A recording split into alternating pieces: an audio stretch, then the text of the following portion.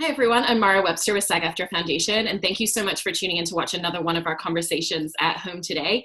Before I hand over to today's amazing panel, I want to remind everyone watching this video that the SAG-AFTRA Foundation is a nonprofit organization, and as such, we're currently raising money for COVID-19 Emergency Assistance Fund, which is working to support actors who are currently out of work due to all of the film and television productions being closed right now. So please check out the details below this video and consider supporting if you're able to in any way. And it is my absolute pleasure to hand over to today's moderator, Steve Green. Hello, everyone. Thanks for tuning in. Steve. Hi. Hello. I'm so excited that we all get a chance to do this. I love the show. It was an amazing first season. And before we get into everything, I want to introduce everybody. As part of today's panel, we have the writer, creator, star of Everything's Gonna Be Okay, Josh Thomas. Hello. We have Maeve Press, who plays Genevieve. We have Kayla Cromer, who plays Matilda. Hey everyone. And we have Adam Faison, who plays Alex. Hello. Thanks so much for joining us. I'm really looking forward to talking about the show. Before we dig into everything that happened in season 1, I just want to say up top, congratulations everybody on season 2.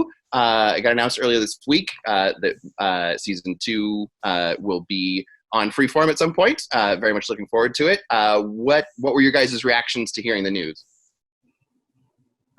Well, actually, I found out when I was in the bathtub when my agent called to tell me the news. So I almost got my phone in the water. And I was screaming for quite some time. I think we all got on a Zoom together, and Josh told us. I'm not very good with emotions when I get good news, so I think I was pretty quiet the entire time. I was kind of just waiting for them to say, gotcha. Actually, we got canceled, but I'm happy we're coming back. That is like your response to good and bad news. Mediocre news, scary news, good news, exciting news, just quiet. No, I'm not good with news. Apparently. I'm a very quiet person. Yeah, I remember when we got the official word, I was like in line for a COVID test because I was going to visit my mom and I just wanted to be safe. And it was like my phone kept cutting out from my agents and it was just like a whole big situation. But it finally went through and we figured it out and everything. But it was like everybody was on their phones and there was like service breaking in and out. But it was funny when we got that message from Josh because like it could have gone either way. It could have been like, we're going to get you on the phone to tell you it's canceled, or we're going to get you on the phone to tell you you're going forward because it's just such a weird. Yeah. So it was fun. It was a good surprise. Well, that's great that you all had a chance to sort of experience that moment together. And sort of jumping back to sort of the beginning of this process with the show, how much time did you all have to spend together before you actually started shooting? I think it was about, between pre-production, I think almost a month before filming. But it was mainly all texts because everybody was just like so busy with everything else. But it ended up working out in the end because getting to know each other better, we just built that on-screen chemistry. And it turns out all of us are just actually like a real-life family. Hmm. Are you talking about between before filming the pilot or before filming the rest of the series? Because before the pilot, because I'm from New York, so I went, tested, and then went right back to finish school and then came back. So I didn't actually see anyone until we started filming, I think. Well, we were texting for a while. We did text, yeah. Kayla and we did text. I did see Adam between it. Adam came to New York and I hung out with him. I do like Adam. I feel like I need to make it. I do like Adam. I don't think on TV it comes across, but I do quite like him. Yeah, that was the hard part. There was some acting required there because we actually do really have a lot of things in common. We would talk about. I remember on the pilot we talked a lot about our love of Pretty Little Liars because I thought that she was like the younger version of Troy and Belisario. So it's taken me back to my childhood, seeing her and her sisters, and they all kind of look like each other, but just like spaced like 5 years apart. So I actually had no idea how old Maeve was either. I kind of thought for a while she was like 12. I think I thought you were 12, Maeve. She's 12. She's 12. Wow. It's close enough. She- I'll be 12. I like 12. It was a good year. I guess, yeah. No, I'll stick with 12. That's fantastic. Well, maybe you brought up New York. Again, kind of jumping ahead a little bit to the season finale. But for those who have watched the season, the last episode primarily takes place in New York. What was it like filming that episode after you had sort of filmed what you did on the West Coast? And obviously that it's still a part of the show. It still flows really well. But did it feel like making a different show because you were in an entirely different place, or because the fact that the three of you were together as a family, that kind of helped? I mean, half of it we filmed here in like a studio, and then the rest we did there. And it was like filming this show, but insane, because it was like an ambitious amount of stuff to shoot. Kayla almost fainted. That made me feel a bit guilty. Well, it was I don't need to explain. It was just severely hot that day, and I've never been to New York at that time, so I wasn't used to like the humid, like 100 and something degree weather. So I was just like, okay, I think I just might need a second. And then they just gave me a SpongeBob popsicle, and then I was fine. Got the That blood was fun. We got a whole ice cream truck coming to our set. So thank you, Kayla, for that. Yeah. SpongeBob popsicle, just the cure-all, like that's anything works. Yeah. Well, I am a big SpongeBob fan, so that was kind of like a happy moment. Besides almost fainting.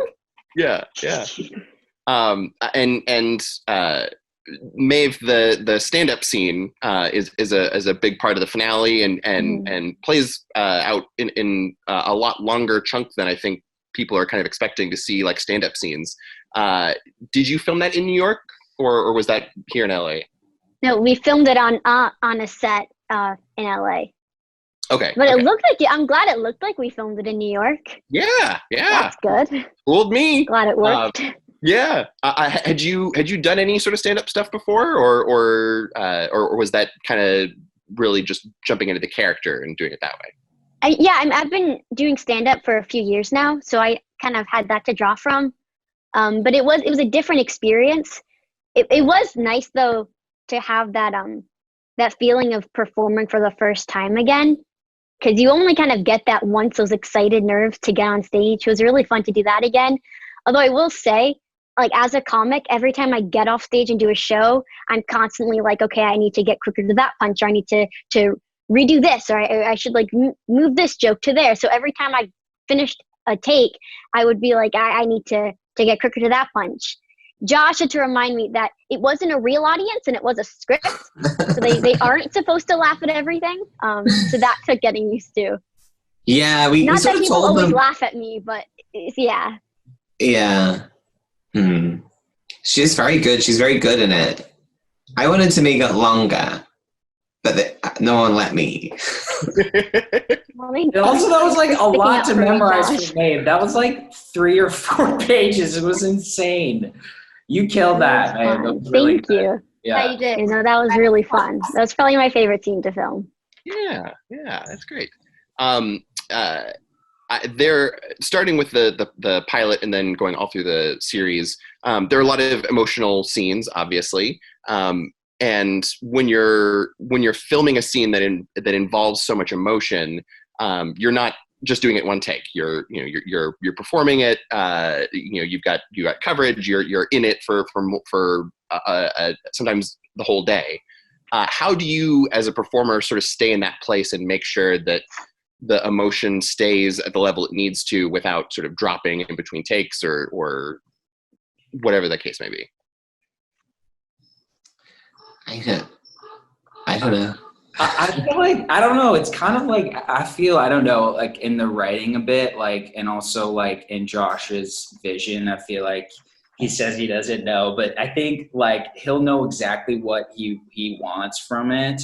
And obviously like we've got the great directors, Silas and Rachel, but like there'd be times like where I'd be like, do I push, like, is this like an angry scene? And like, for example, like the ceviche one, at first I was playing it sort of like, oh, this is kind of funny.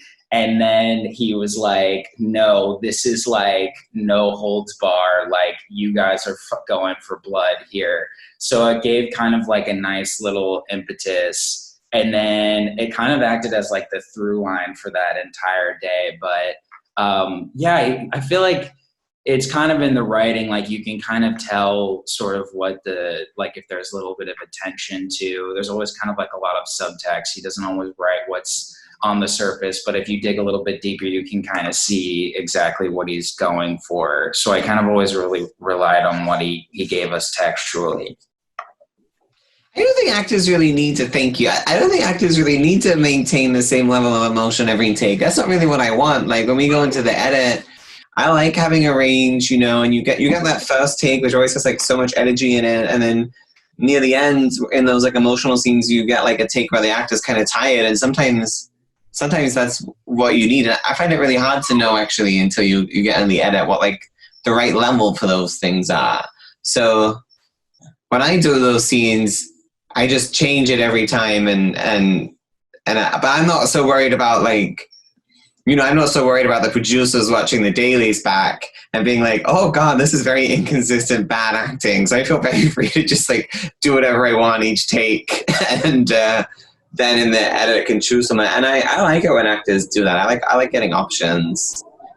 Well, yeah, you have to basically do it like each take a different way. Like I'm a method actor, so like with the emotional scenes, I'll try to stay in that same headspace for as long as I can before and during the scene, but always manage to do the scene in a slightly different way just so the editors have more of a variety to choose from.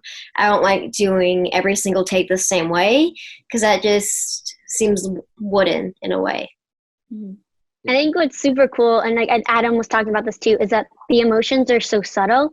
And I know with Genevieve, there was a lot of the emotions you saw and the emotions she was really feeling. And so those are so fun to play. Like in the finale, when Matilda is going to go into the subway alone by herself, and you have that moment where Genevieve is kind of getting emotional because she's saying goodbye to her sister and she can't be protective of her. And so those emotions and those emotional scenes are always really fun to play. And they come across as pretty raw and natural, I think, just because I like Kayla's my sister, you know, and so watching her walk away was like actually watching your sister walk away. And so I think that kind of helps you consistently stay in that type of emotion. Yeah, you try and like look at the situation, think about what the character would feel, and then you try and feel it when the cameras go. Yeah, Josh just said it in a much quicker way. that's the process, acting, right? Yeah, if anyone wants to become an actor, think like, what would they do? And then, that's the secret right there. You nailed it. Yeah. More questions. This is over. No. I guess kind of going off of that, one of the themes that runs through the entire season is Nicholas, Josh's character, trying to figure out whether it's better to be a sort of father figure in the situation for Matilda and Genevieve or a friend. And so for the three of you, I'm curious how that sort of relationship like on set changed over the course of the season. Did it sort of stay the same dynamic or was it kind of a did it sort of start out as like a friendly working relationship and then kind of stay that way? It'd be kind of weird if I viewed Josh as my dad. Well, I like on set. I mean, it's yeah, that would be weird. No, I hope we're buddies. Yeah. I'd like to think Josh is my friend. yeah, we're friends, but I think when Yeah, we're friends. There's like a weirdness in like having to act across from the showrunner, right? That's like, I don't know if that's like the most fun, most comfortable thing to have to do. I know, like Adam, you know, he has to like kiss me, and then these girls have to like get mad at me and stuff. But I'm like in charge of their employment, so that's like a weird situation that is like doesn't happen that often. I think the fact that like in the show I have this like role where it's like the weight of the show is on like the weight of their lives is on my shoulders as a character is like kind of helpful for our relationship dynamic when we're doing that. But I mean, we try and just be friends and hang out when we're on set. And yeah, I mean, like, yeah, we like, I think in the pilot, we obviously had that awkwardness, and I think it kind of played well for my character. At least it was like something that I could use, because I was like, well, I did just meet these girls, and like we shot that flute, the champagne flute scene, and like it was nice because I was like, this is genuinely awkward, and I can just kind of like use that. And I feel like Josh is always big about like imbuing like real life like feelings that we have into this. I mean, like most people are, but I think particularly he likes it when we just kind of speak the truth of like what we would actually do in that situation. And so it was like nice to kind of play in that awkwardness in the beginning, because we did just meet each other, and all of a sudden we're thrown into this, and like he's asking me to come stay the night, and I'm like, dude, you've got like two like girls that are like wanting you to raise them right now. This is insane. But endearing ultimately. And then I think like as it goes on, it was sweet, because like I kind of, as Alex, got to get a little bit more agency after kind of like getting rebuffed by Genevieve, and then having my schnapps moment with Matilda. You know, we had these moments of bonding, which was nice. So then eventually, like, I feel like I started to ingratiate myself with the family dynamic. But I feel like Alex is always just trying to like help Nicholas out in whatever way that he can, to try to, you know, make it the best situation. Sometimes failing, but other times having a great time, you know. With Josh, I base everything like stayed the same consistently, like through the audition process, through the pilot, through filming the first season. I consider him like a brother. Same. Oh, that's nice. Adam. I'm always worried about what you're gonna say about me. The only time we had an argument, we had a fight over Matthew Great Goobler. So. Yeah, she really likes Matthew Great Goobler, and sometimes I say I'm gonna kiss him. She like yeah. She's like constantly pitching guys to like be on the show. And she's like fully like pretty much queer at this point, like lesbian. I mean, you know, she could have a male lover too, but it was pretty funny. Once we did one of these panel interviews, and she kept saying how I'm always late. And then once we did one, and Maeve said, "Oh, actually good." You know? I'm so mysterious. No one's ever called me mysterious before. I always get nervous. Mysterious. Don't worry, Josh. I was late this time, so it wasn't on you. But it's very unfair to get mad at me for being late. It's not like I was at craft services eating pudding. I was on the phone to someone annoying who was annoying, and then I have to like get rid of it and go on set. Josh, you're very good at multitasking. Mm-hmm. You handled it well. Thanks, guys. Josh does this thing sometimes where we'll be in a scene, and I can tell if he's thinking something else because his eyes will drift off for a second, and then I'll be like, he's gonna have a note either for me or for somebody else on set, and then like clockwork, it happens. And it's like, because I don't know, Josh will tell you this too, sometimes he gets kind of ADD, and then if he's bored with someone, he'll just start looking at something else or doing something else. So you have to earn that attention. See what I mean? It's always scary what they're gonna say. It's going so well for you, Josh. Well, at least you know that now at this point, and not figuring out like season 4 and then going, oh yeah, that's what was happening when his eyes were going back and forth. No, yeah. They know, yeah. What you get. That's great. Well, Adam, you kind of brought up a little bit of the sort of the on-screen bonding moments, like the peach schnapps scene or or any time. I feel like the piano plays a big part in this season. Were there scenes that were bonding moments for all of you that maybe weren't as obvious, that weren't like those big, like sort of emotional moments, like something that was smaller that ended up being like a something that brought you guys together? What about like Penny, that scene? I thought that was kind of like really fun. We all got to be together in the same room with Nicholas's mom, Penny. Yeah, like the whole cast, you know, those moments where you get a whole cast is so, I always want them, but they're so hard to script. And that's nice. Yeah, you can like see because when you're filming the show, it can be hard kind of to really understand the dynamic of the show if you're, not on the outside of it. When you put all the cast in a room, like at the table read when everyone sits at the table, you're like, oh, I get this. Like, I get this show. And when you have everyone on set, you can really understand the show. But sometimes when you're doing these little scenes with just like two of the characters, it can feel like the show's going to be very different to what it actually is. Like on Please Like Me, we would shoot by room, or we'd block shoot. And one year, the first week was we shot my bedroom, so every day was a different sex scene. and the whole time I was like, this is not what this show is going to be. There's other elements, you know what I mean? It can be hard for the crew that week to, like, they're like, what do we sign up for? But then you don't get to see all the different like ingredients. So I like that episode as well, because we all got to hang out and... Yeah, that is like one nice thing too. Like, we did get to shoot pretty much in order. So it felt like very organic the way everything, again, kind of like would naturally kind of mirror life. We sort of naturally started to ingratiate ourselves with each other just because of the nature of like having spent more time and it being shot in order. So yeah, that was cool. But that was a fun scene, and getting to watch y'all like talk to Vivian. She's amazing. Eddie. She's incredible. Yeah.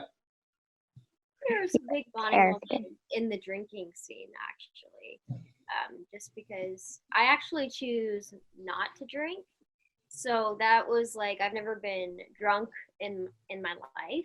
Me neither. It was like kind of like sharing a first experience with them, but obviously faking, because it was just water in the bottle. But it was kind of like having that first experience, but with family.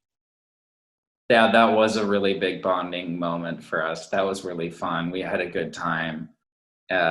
Yeah, and we would do this cheers thing. We would do the cheers, and Josh would be like, don't cheers. I don't want you guys to cheers. I don't like that. Don't do that. Yeah, and then we'd be like, can we say chin chin? And be like, fine.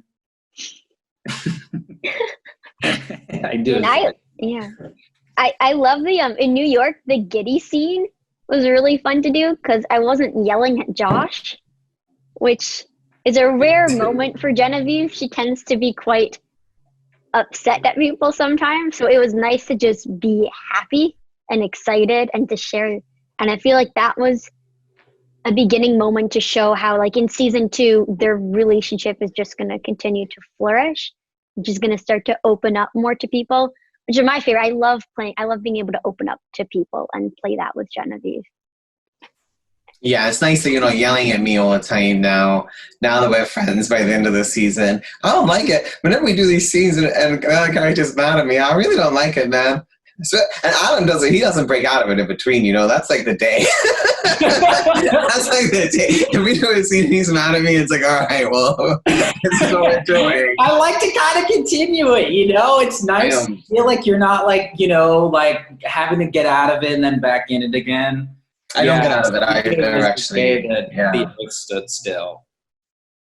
That's what I feel. That ceviche episode, we got really, I got really down into it. But he was like, do this. And it's kind of like a fun challenge as an actor. Like, you hardly ever get like a scene where it's just like you and like your lover, like having an all out brawl over something kind of silly, but it's kind of like an overarching, like it's obviously it means a little bit something probably more for the relationship. But I mean, it was like a really cool gift to get. And I mean, you go to school and you do these scenes and you hope one day you'll get something as like nuanced and beautiful as that scene was and funny. And then and then I was like, hey, you know, like let's go balls to the wall. Let's do this thing. Yeah. And I feel like that's a really important scene for Alex as a character, because, you know, Nicholas is trying to juggle that father figure friend dynamic, but then Alex is also trying to juggle a relationship on top of that and coming in from the outside. And it seems like that's sort of where the season sort of like builds to that moment of all these things kind of colliding together. Yeah. It's like all of this. So it's like about the ceviche, but it's not about the ceviche. It's like kind of Alex jockeying for attention and like not getting it and not getting kind of like getting his approval. And then also like Nicholas being like, I don't freaking have time for your approval right now. Like I'm trying to deal with other stuff. And this was supposed to be our like romantic getaway. It was a fun one. There was like, we were running in and out and weaving out of this, like around the hotel room, which was in Toluca Lake. We cheated it, which was pretty cool. Little fun fact trivia. And I go behind this chair, and Josh will hate me for this, but we were doing the scene and I was like seeing if I could get like a genuine reaction out of him. And I think I had a lot of dairy that day, and I farted in the middle of the scene. I'm trying to pretend like you did that for me. Tell him that you were like, did you just fart? Did you just? And I was like, yeah, I did. And I thought maybe if we did a blooper reel or something, it would make it in there. But we tried to keep it fun and like during that otherwise caustic scene. It's not enough that you have a tub full of cilantro in the other room. Like you need to add that on top of it. That and glycerin to keep us fake sweating the whole day. Just bottles and bottles of, and those sweet makeup women, they would put hot water in there along with glycerin, so then it wasn't cold on our bodies. But then it's still sprayed out cold, right? It's still cold. It's still cold. Yeah. Just running around those skipping little undies. But I guess on another level, like that's like those kinds of scenes are also I guess a strength to have, because it forces you to have that trust with each other as performers. That like those scenes don't work unless you have that dynamic set up already. That's why you're not meant to fart on them. Hey, I farted at you, not on you. Okay. We were a good 6 feet. We were more than 6 feet. It was like a good 10. And I send him, I send him pictures of that chair whenever I see it. For some reason, this chair, maybe it's like the fact that I chose chair. I'll send you the chair picture every time I see that chair in real life. I'll send it to him. And it's happened like 2 or 3 times since we've shot that.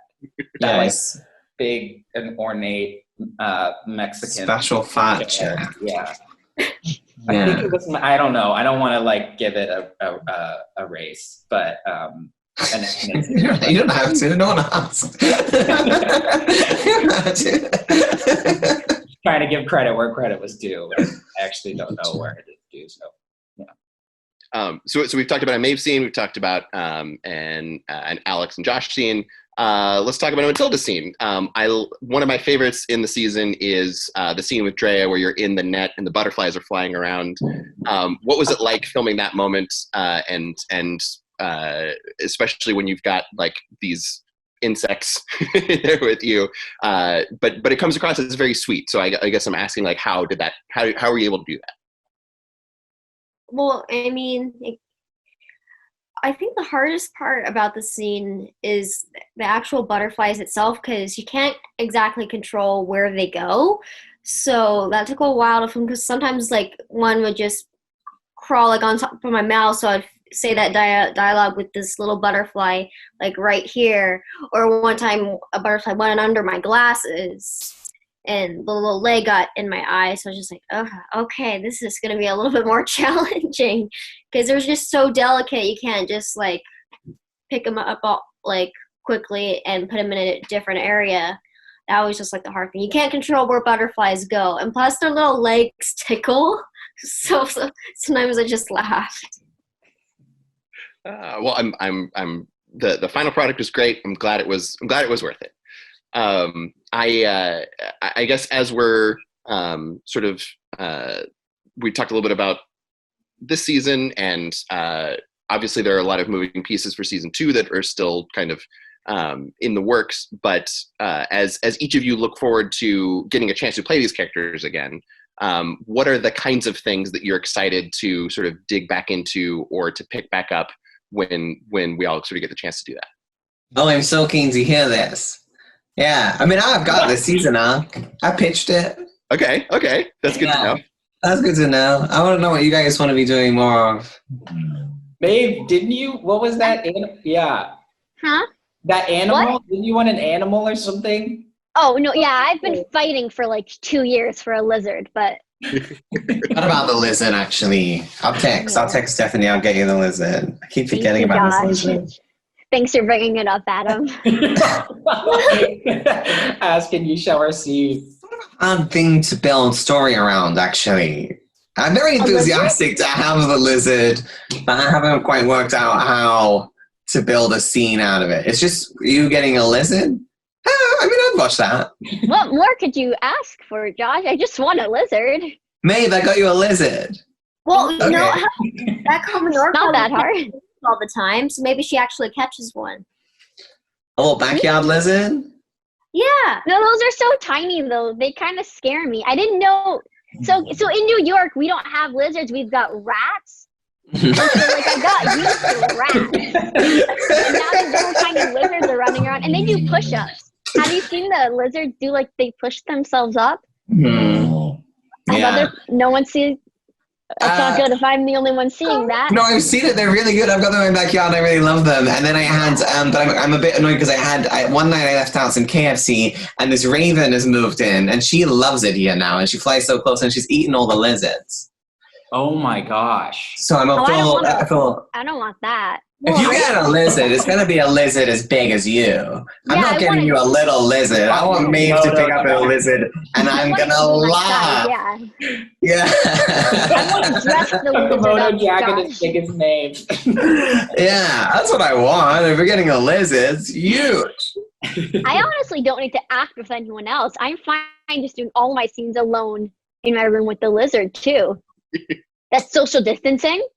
I'm just saying, I've got it figured out, Josh.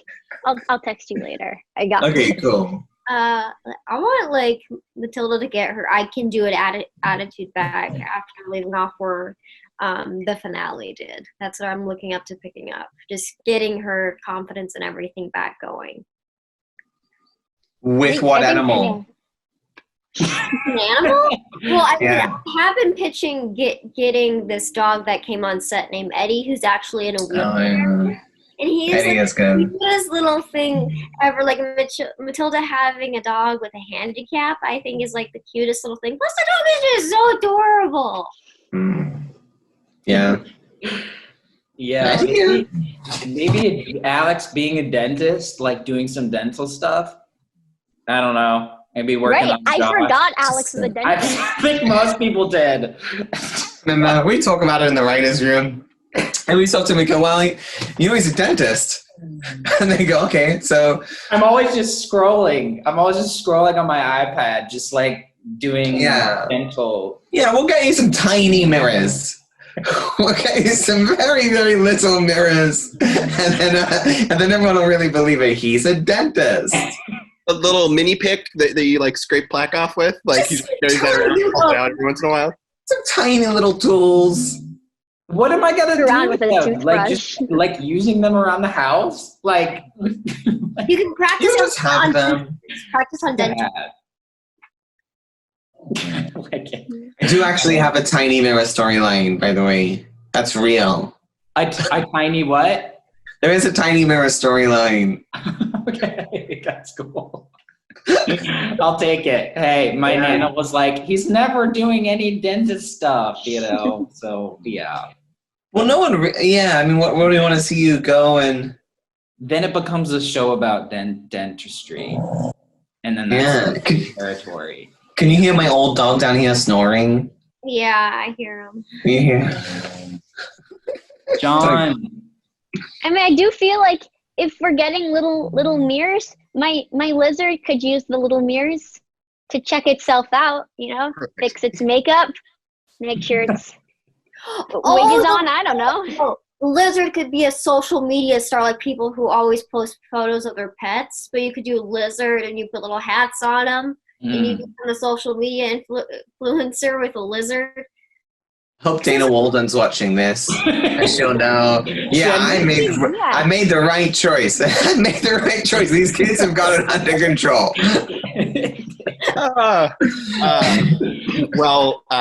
I think that's about the time we have. I very much look forward to the lizard getting its own title card in season 2, being a recurring cast member.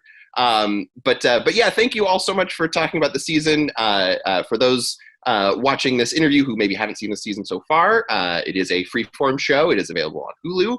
Yeah, I would encourage everybody to go watch it. If you Do you think someone would watch this interview if they hadn't seen this show? They might be curious. I guess. It might be an accident, Josh. You never know. They just feel like, press things. okay. Well, if you watch this interview and not the show, I'd love to hear about it. Well, I think it's such a prominent title right now. I think people will click it if they haven't seen the show. That title's starting to feel a bit sarcastic, huh? I never thought it was sarcastic. I have found these episodes very comforting over the last few months, so I think it's entirely appropriate. Thanks, Steve Green. Josh. Is that John? I heard him there. That's him snoring. Yeah. He snores so loud. I do my right. This is where we do our writers' room in here, right? I sit here all day, every day, and he just sits there and snores. Oh, he's so cute. This guy. Why did I wake him up? Why would I wake him up? He was so happy. I know, why? Why? But why? Leave the old man alone. Say bye to our friends, John. John! And with that, I think that's a wonderful place to end. You all are fantastic on the show. I really appreciate your taking the time, and really looking forward to seeing where all this goes in season 2. Thank you. Thank you. Bye.